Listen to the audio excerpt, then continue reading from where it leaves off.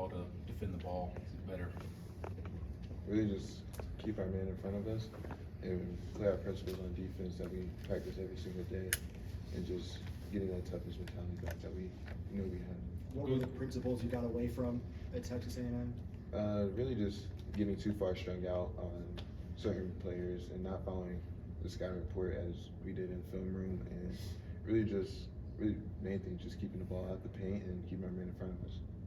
How can when a team hits 4 or 5 threes or whatever to start the game, how does that kind of throw you off your scouting report initially?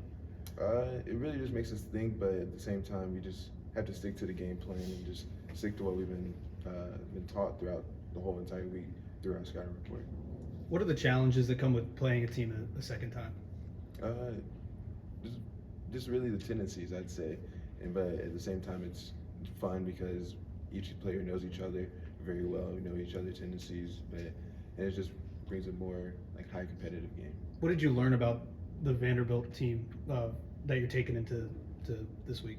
They're really talented and really run their sets very well. Each guy has their own way of game and style of play, and just being able to guard them for long possessions is going to really help us. Hey, Jordan, you guys, whether at Mississippi State or South Carolina, you guys have been really good about bouncing back the next game. What it is about this team, this mindset that you think has made you guys just good at washing one and moving on? Really just our next game mentality. Everyone is all locked in on the next game and know that the last game that we had wasn't our best game, and we go into practice each and every day trying to get better and knowing that the last game that we had wasn't our best. And since that happened, we just go into practice with that chip on our shoulder, just being able to get through the next game and get to the next game so we can go ahead and change the results. Rebounding's been an issue both the last 2 games. What do you guys need to do to clean that up going into this week? I'd say really toughness. We got to get our toughness back, and I think every guy knows that, and we've been doing that throughout practice, and just being able to pursue the basketball. Why do you guys think you've gotten away from that toughness? I don't think we've really gotten away from it as much, but we just weren't pursuing the basketball, and we just got to more break down into the details of hitting our guy, driving him out, and just really pursuing the basketball. Rick talked about needing more guys to have the mindset that Zakai has. When you hear that, how do you respond, and how do you feel like you and the teammates respond as well? We respond very well. We all know the mindset that he has, and we all have that mindset. We just got to dig deeper and have that mindset going into each game, each practice. When a game kind of gets away like it did, how much in the second half of the game are you focusing more on just kind of playing within yourselves?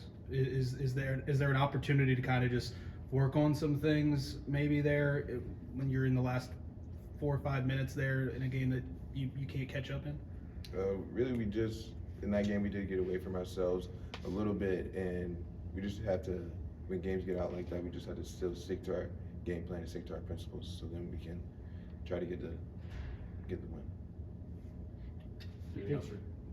Do you think leadership is an innate trait, or do you think it's a learned trait? I guess this is a question I asked the other day, because Zakai is a built-in leader. So what do you think leadership, what kind of traits make a good leader, I guess?